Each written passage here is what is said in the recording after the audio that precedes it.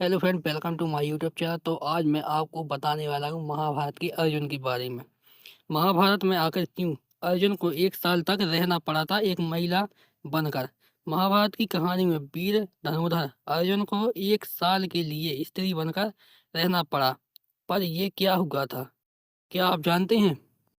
महाभारत की कुछ कथाएं ऐसी हैं जिनके रहस्य अपने आप में एक गाथा कहती हैं।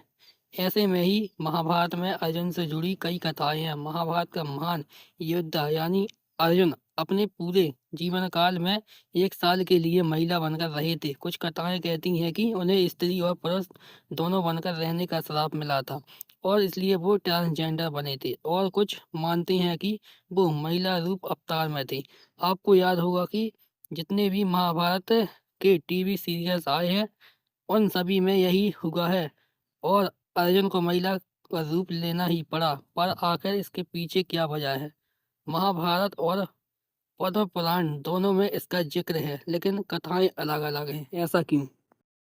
महाभारत में अर्जुन को 1 साल के लिए ब्रह्मनल्ला का रूप लेना पड़ा था।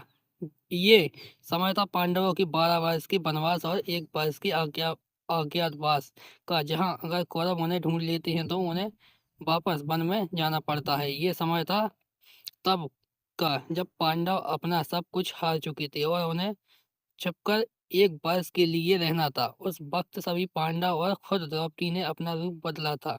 अगर वो अपने असली रूप में रहते तो उनके उनके पहचान जाने की आशंका थी और इसलिए नाम बदलकर मत्स्य जनपद की राजधानी विराटनगर में सभी रहने लगे। इस दौरान अर्जुन ने अपने एक श्राप को भोगने के लिए ब्रह्मनल्ला का रूप अपनाया। दरअसल अर्जुन को अप्सरा उर्वशी का श्राप मिला था। उर्वशी ने एक समय अर्जुन के साथ समय व्यतीत करने और प्रेम रूप को स्वीकार करने की इच्छा जाहिर की थी, लेकिन अर्जुन ने इसके लिए साफ मना कर दिया था। अर्जुन का कहना था कि क्योंकि उर्वशी अपने एक मनुष्य अवतार में उसके पूर्वज पुरुरवा की पत्नी थी, इसलिए वो अर्जुन की माता के सामने आई।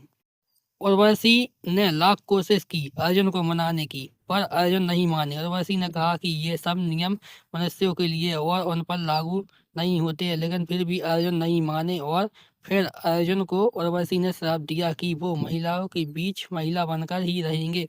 यही कारण है कि अर्जुन ने अपने श्राप को अपने अज्ञातवास को पूरा करने के लिए इस्तेमाल किया था। पद्म पुराण अर्जुन और कृष्ण की दोस्ती पर और ज्यादा विस्तार से बात करती हैं और बताता है कि एक दिन अर्जुन ने कृष्ण से उस बारे में पूछा जिसके बारे में ब्रह्मा और शिव को भी ज्ञान नहीं था। पुराण के अनुसार अर्जुन ये जानना चाहते थे कि कृष्ण की कितनी गोपियां हैं, वो दिखती कैसी हैं, वो क्या पहनती हैं, कृष्ण की रासलीला में वो कहाँ रहती हैं, कृष्ण उनके साथ कैसे समय बिताते हैं।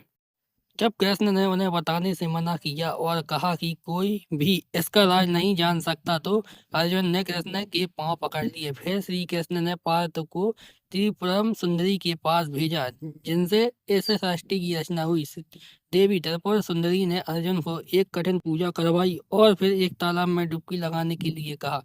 डुबकी लगाने के बाद अर्जुन ने अर्जुनी का रूप ले लिया और वो सिर से पांव तक बेहद खूबसूरत गोपी बनकर बाहर आए। उन्होंने संसार को अलग दृष्टि से देखना शुरू किया।